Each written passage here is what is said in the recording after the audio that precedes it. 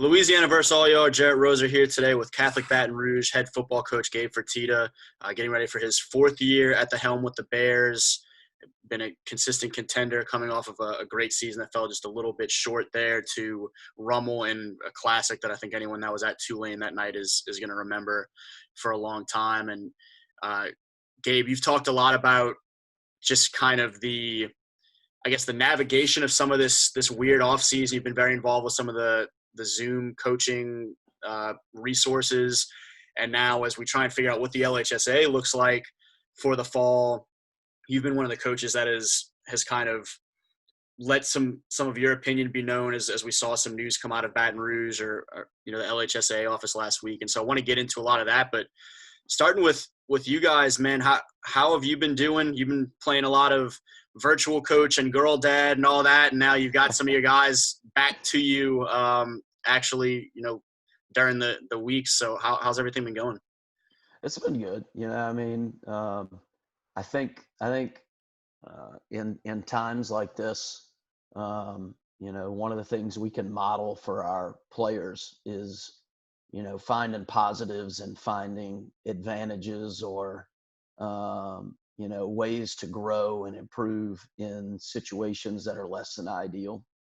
And I think one of the things that I've come to learn during this time is just how much time I've missed, at home with the girls and that kind of thing. And I've talked about this a few times, but I think the biggest outgrowth of that was during the draft when you saw all these coaches and GMs with their kids in the background as they were going through the draft. And that was really inspiring to me, because I'm a big believer in, the coaches don't have to sleep on an air mattress at the office in order to be good coaches. And you can be a good dad, you can be a good husband and still be a good football coach. So I think that's one of the positive things that's come out of this. And then of course, every coach that I've talked to is happy to see their kids again, and then their kids in terms of the players. And then those players being relieved to just get back around each other and see each other and see the coaches and get back to having some purpose. For a long time, these guys were at home with no purpose. And so I think football and athletics in general in high school provide that for kids. It gives them something to strive for. It gives them something to pursue, and I think it's good just to get back into pursuit. Yeah, I talked a lot to a friend of mine, Dejanay Green, who her whole background is in sports psychology, and she works at UNO now. And I mean, through the years, we talked a lot about it in terms of when an athlete's career ends or when they're dealing with an injury, so much of their time and focus goes into their sport throughout their life. And then when there's an aspect where it's taken away, the mental side of that becomes such a huge piece that I think people outside of sports kind of lose sight of. And right now, everyone has had sports taken away. There is no, all right, this is the timetable to recover from this injury. Everyone's just kind of trying to figure out what the heck the future looks like. Getting those guys back, you mentioned being really big for them to be able to start working toward the fall. What has the actual process looked like of what you guys have been able to do? It's obviously been a weird routine compared to what would normally be the case. But able to get some work in smaller groups and kind of start building towards something. How has that been for the past few weeks?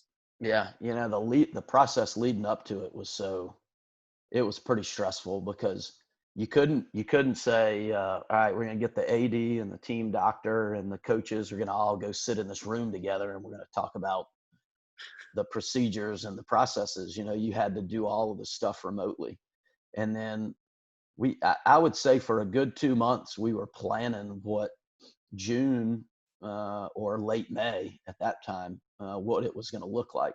And then every couple of days or so, something would change, a rule, a suggestion, a CDC guideline or whatever. And so then you take the plan and you cross this part out and you make the adjustment. And then 3 or 4 days later, you got to do another one. So that was stressful. And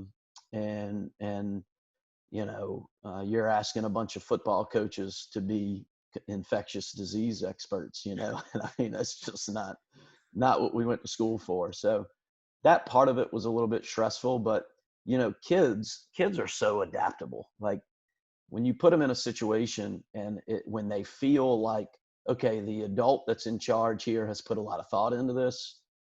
They've got our best interest at heart, and they've got a plan, and you clearly communicate that plan. We had 3 days of team meetings on Zoom before the first day of workouts, so that they knew, all right, this group of guys, you got to park here. This group of guys, you got to park there. You guys are coming in over here. Y'all are entering there. I mean, it's just, you had to really rethink a lot of things. But kids, when they see that an adult has put that much work into something and that there's a plan, they're really adaptable. I mean, even on the first day, they just rolled in there like it was, something they'd been doing their whole life, and rolled with the punches. It's adults we're all so stuck in our ways and used to the way, we have a joke on our staff. There's a book my dad used to read called Who Moved My Cheese? And it's just about, like when somebody moves something that, hey, don't touch that. That's mine.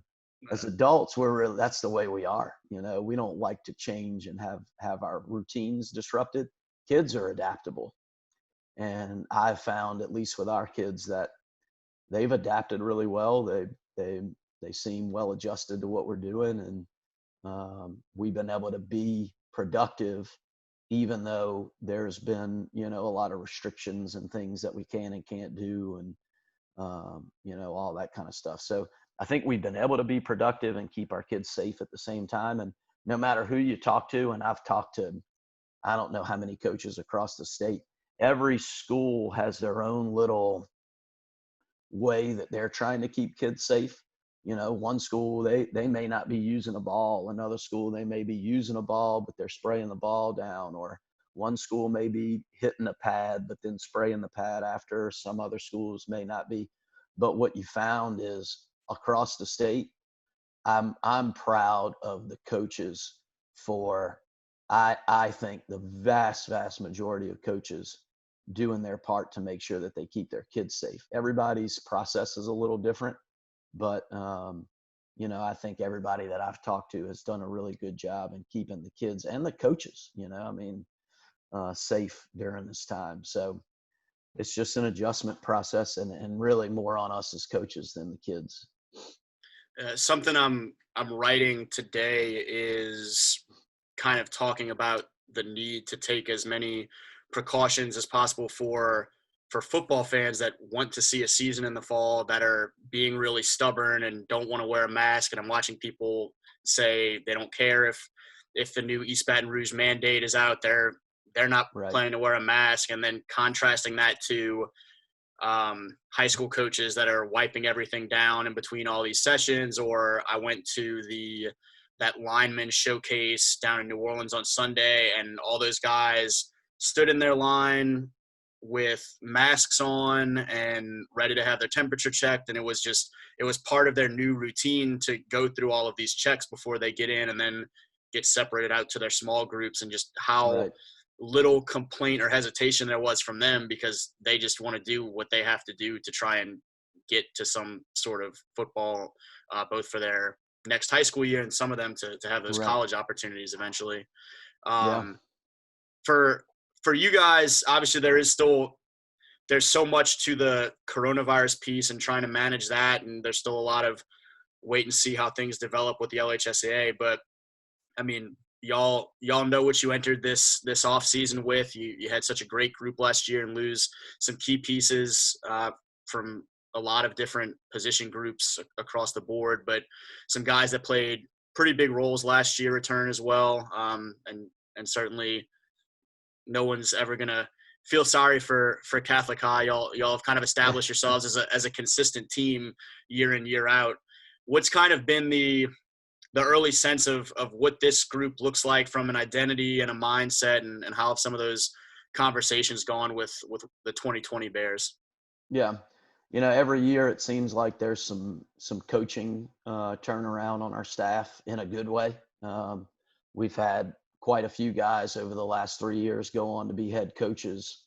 We lost our offensive coordinator this year, from this year, Hudson Fuller, to be the head coach at West Feliciana.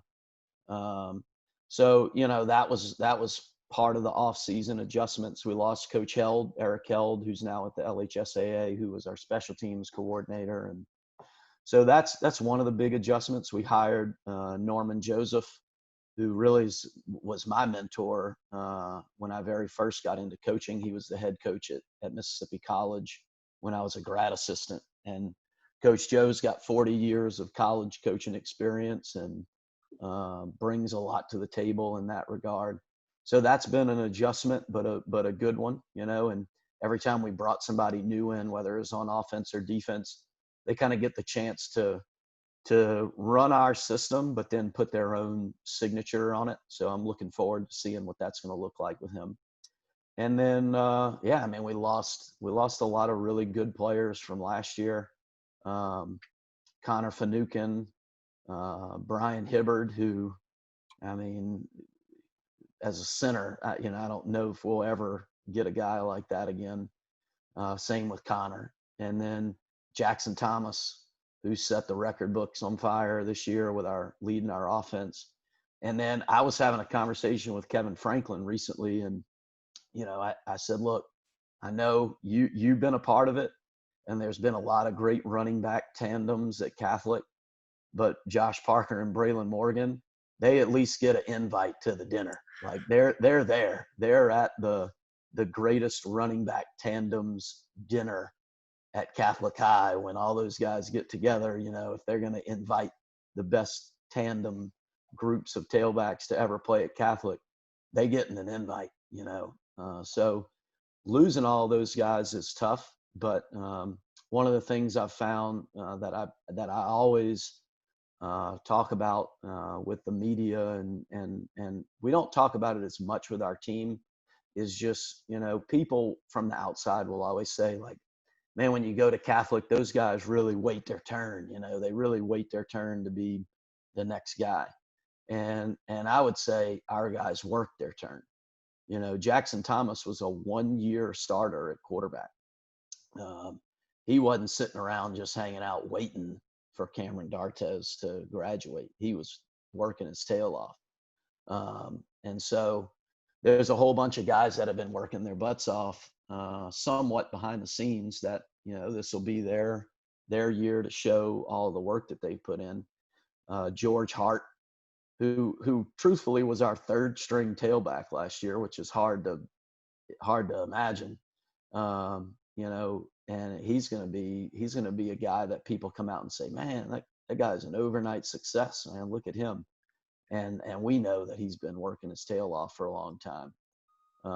Corey Singleton's another guy, another tailback in that room. Jackson Guest. Those three tailbacks all weigh over 200 pounds. I don't know if there are too many schools in the state that'll roll out 3 200-pound tailbacks and play with those guys rotating in and out during the game. So, and at every position, you could go through and name some guys like that. So it's been good. It's been, an adjustment as those guys step into those roles and start to fill those roles. But they've had so many examples of guys who've done that in the past. Like Josh and Braelen got to see Clyde step into that role that Darius left, and Darius got to see Khalil Thomas step into that role before he did, and so it's really a tradition of guys that, they've seen people fill big shoes and seen how they do it. And I think our guys take a lot of pride in that. Yeah, no doubt. And I mean, you saw some of those guys you mentioned play their roles around some of those now departed seniors last year and do some big things. And there have been some other guys that, even if they didn't get out there, you kind of saw them behind the scenes doing their thing and as you mentioned, working for their turn. What is the opportunity for their turn now look like in terms of the big picture? LHSAA, the news coming out last week that LHSAA is still moving forward as planned.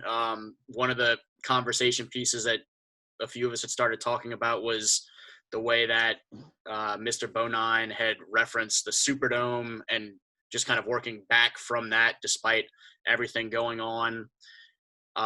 There's been some talk about, some coaches interested in the flipping of football to the spring and baseball forward. What's been your sense of, I guess your perspective, and then what some of the conversation you've heard about what some of the benefits are to some of these things, but also obviously some of the concerns? Because it seems like every answer just comes with three more questions as we try and figure it out. Yeah, and I'll preface what I'm going to say with you couldn't pay me to be Eddie Bonine right now. The situation that he and the LHSAA are in is quite precarious, and there are so many things and considerations, some that we as coaches don't even know about. So I understand that. However, we're in a global pandemic, and we've all got to be flexible. All of us have to be flexible, and we've got to, it's a cliche, but we've got to think outside the box, and we have to think of no idea can be just thrown out. We need to put all the ideas on the table, and it was disappointing. I don't know if he said that to just because he needed to say it for some other reason or whatever, but it was a little disappointing to hear that the dome was going to be the trump card, so to speak, on when we start the season. And this is coming from a guy that played a championship game somewhere other than the Superdome last year, and it was phenomenal. I don't think anybody who went to that game would have said, man, you know what? I'd have had a lot more fun watching this game if it was in the Superdome. You had two phenomenal teams, two unbelievable coaching staffs, some awesome kids. Just, like you got the guy returning the kickoff for a touchdown. He's in the band, like you got all these unbelievable kids and coaches and all that. Who cares if it was played at Tulane Stadium or the Superdome? It was a great atmosphere. And, and there's only 10 schools that are going to get to experience that. And there's hundreds of schools that won't. And to just say we're going to cut weeks out of the season because we can't play the championship game any other day and at any other place than the Superdome, it doesn't give flexibility, and we're asking everybody to be flexible. And that was a little disappointing. And again, remember, I preface what I'm saying with I don't have all the info that he has, so I don't know all of what he knows. And B, I don't want to be in his position. I don't want to be the person having to make that decision. So I get that. The sports season flip is something that's been talked about. My biggest fear with that is if you flip the sports seasons and somehow fall doesn't happen or it gets cut short or whatever the case may be. You're talking about baseball and track and softball kids that they would have been cut out of 2 seasons, and that's, what do you do with that? So I just don't know. I don't know. I don't have the answers, certainly. I do know that we all need to be flexible. I do know that we need to lay all the options out. And I saw Neil Weiner say this not long ago on Twitter, but we got some really smart, really competent people in Louisiana. And I'm certain that at the end of the day, people are going to make decisions that they hope for and think are the best for the kids. And whatever those decisions are, once the decision gets made, it's our job as coaches to shut up and make whatever that decision is the best possible experience for the kids, right? We can all put our opinions in now and say what we want to say. And then when the decision gets made, we need to be unified and we need to say, okay, this is what it is. there's a new country song out. Life keeps giving me lemons. I'm just going to mix them in my drink. We just need to make it go, and present a unified group to those kids to say, all right, here's what it is. We're about to make this the best, whatever the option is that we can make it. I think what you said about the not wanting to be in the LHSAA shoes, I think is something that we kind of have run into that with different points throughout the years with different situations. I don't know that any would be on par with this, but just instances where there are a lot of people around the state who have their perspectives but don't have some of the perspective coming out of that office, and who also don't realize how damned if you do, damned if you don't some of those decisions end up becoming. And so I definitely don't envy that position by any means. I think one of the frustrating pieces with the comment that came out that we were talking about was the reference of, well, if we have to trim a week, 2 weeks, 3 weeks, how many weeks we have to trim, then so be it. And at what point you can't do that anymore. And talking to Coach Frank Monica at St. Charles last week, he referenced that there have been some seasons with hurricanes and things like that where a week or two gets lost because of storms. And so in a small scale, that wouldn't be completely unprecedented. But for you, if the football season remains in the fall, how much can be lost without it being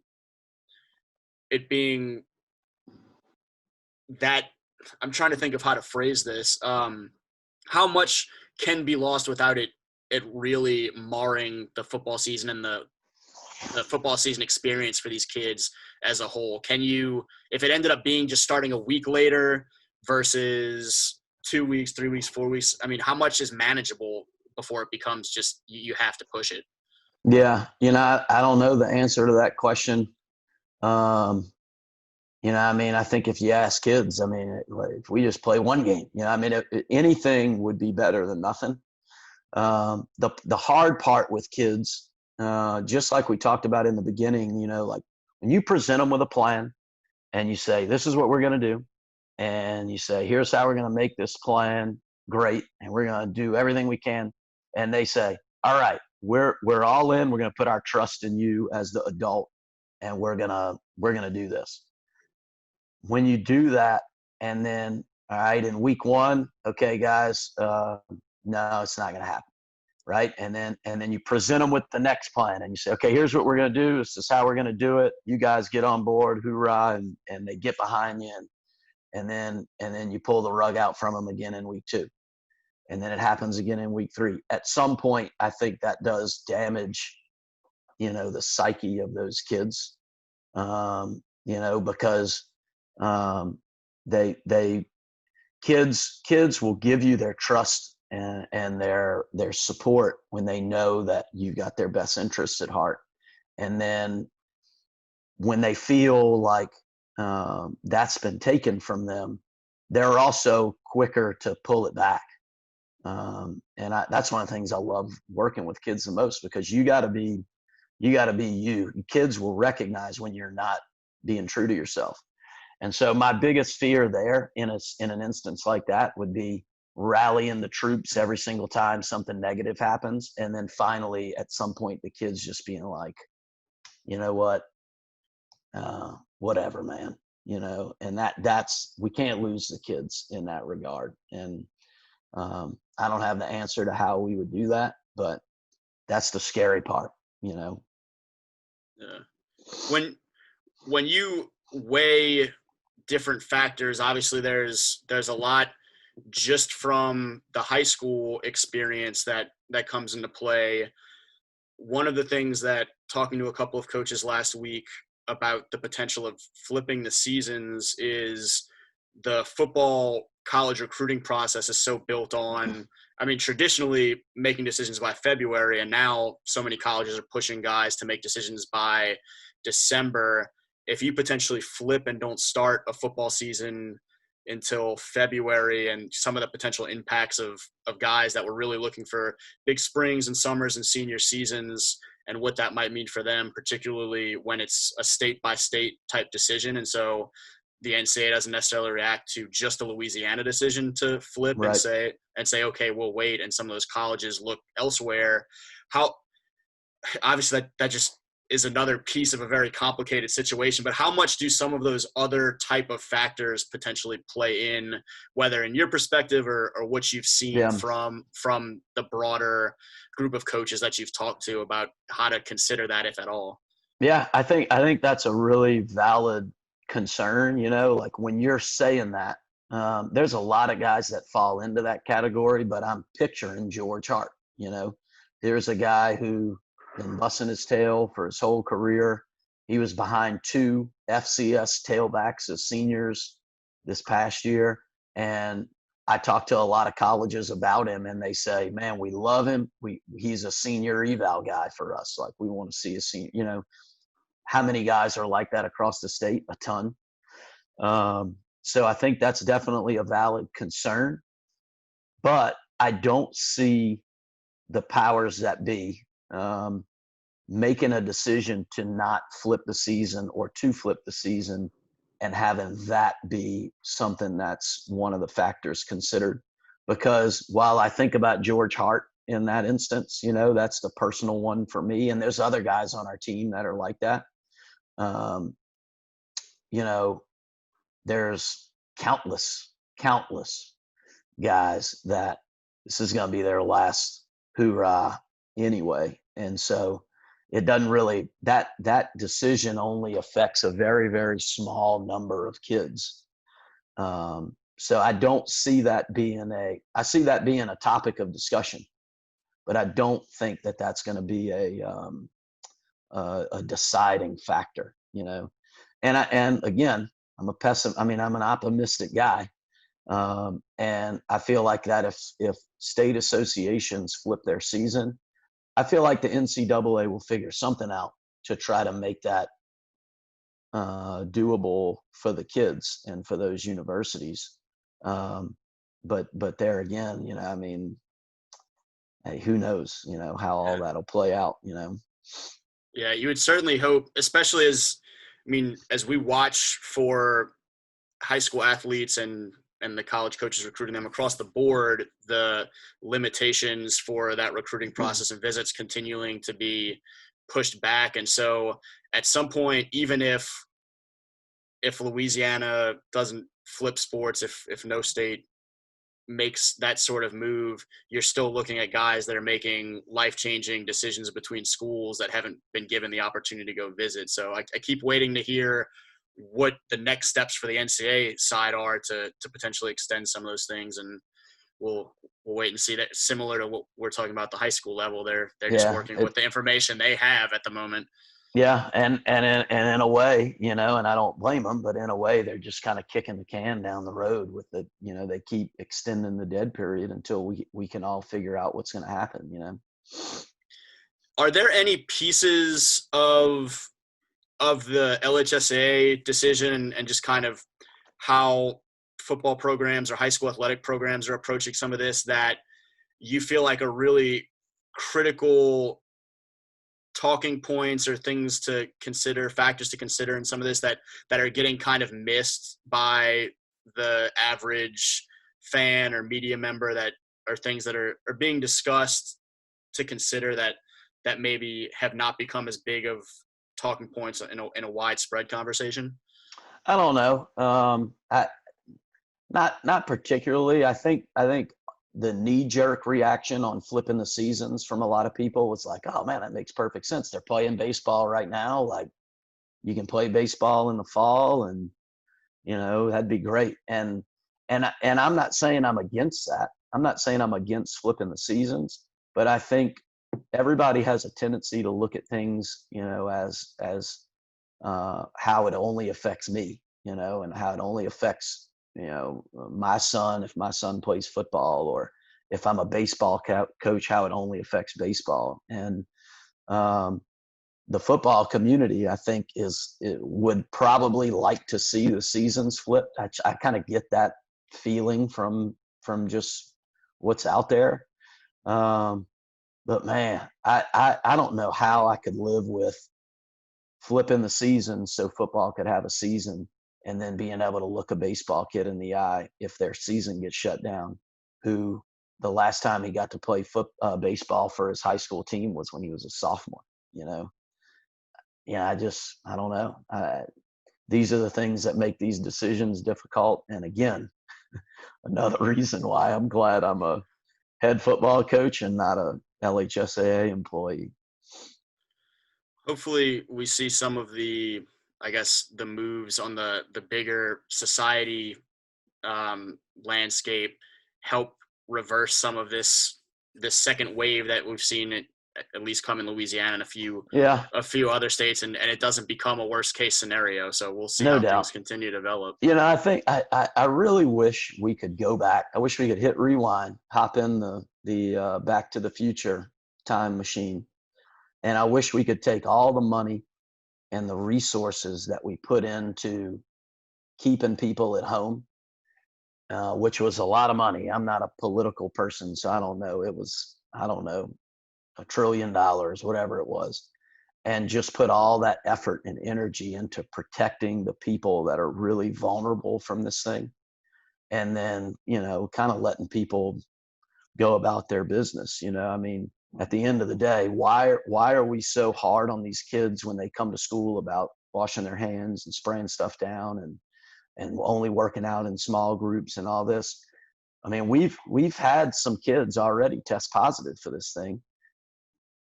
One of them had a couple of little symptoms, one of them completely asymptomatic. Why are we so hard on them about it? It's not for them. It's because of people that are at their household that could be really vulnerable to this thing, or people that don't even know that they're particularly vulnerable. For the most part, the kids are fine, but we got to protect those people that have high blood pressure or cancer survivors. And I wish we could go back in time a little bit and take all that money and resource and effort and put it into protecting the people that really are vulnerable from this thing. That's kind of where I'm at in the whole thing. Is now, that's easier said than done too. So, it's why people need to be slow to speak and quick to listen in this time, because again, we all only have our own perspective. Yeah, I think you're speaking to some pretty critical pieces that we see becoming a problem. In all areas of big picture discussions, just a lot of people that are very ready to talk without having thought stuff through or without being willing to listen to what another perspective is. And it's definitely made things all the more challenging than they already have been to begin with. Yeah, no doubt.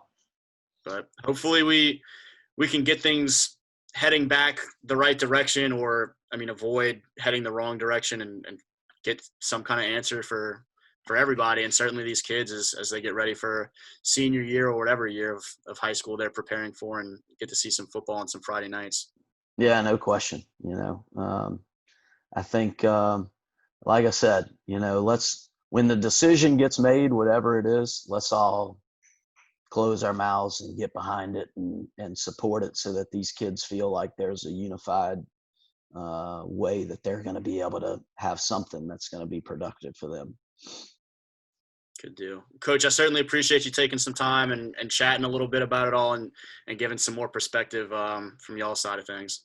Yeah, appreciate you having me on, man. I really appreciate all you guys and what y'all do to kind of bring light to the high school programs and all that in Louisiana. We're so lucky in Louisiana to have so many people that can that have a passion for what you're doing, and the Robin Fambros and all those people, that makes coaching football here really, really cool. So appreciate it. Yeah, man. Appreciate you. It's a pleasure to work with you guys, and always a lot of fun to work with some of these young athletes and see what what they can accomplish or what goofiness they come up with on a day-to-day basis. No doubt. All right, man. Have a good 4th. You too, man. Again, he's Coach Gabe Fertitta getting ready for his 4th season with the Catholic Bears for Louisiana versus all y'all. Jarrett Roser.